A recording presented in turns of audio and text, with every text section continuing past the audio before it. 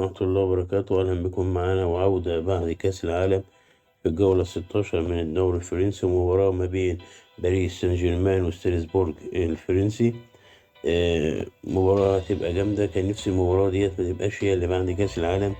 كان نفسي باريس سان جيرمان ما يلعبش في حديقة الأمراء، يلعب بره مع فريق قوي شوية، تبقى مباراة جميلة. كريم مبابي بنسبة كبيرة مش هيلعب، نيمار أكيد مش هيلعب. طبعا ميسي مش هيلعب. شوية لعيبة من البرازيل والأرجنتين مش هيلعبوا، جايين برضه لسه مرهقين. فكان نفسي تبقى مع فريق جامد شوية، باريس سان جيرمان يتعطل شوية. يبقى في منافسة كده وحلاوة في الدوري الفرنسي، بدل ما هو محسوم كده كده لباريس سان جيرمان. لو جينا بصينا لباريس سان جيرمان، مباراة طبعا هتقام يوم الأربعاء 28/12 الساعة 10 مساء بتوقيت القاهرة.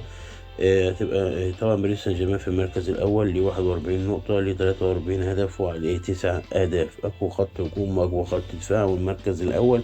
الدنيا مش يعني مستقرة معاه أوي يعني.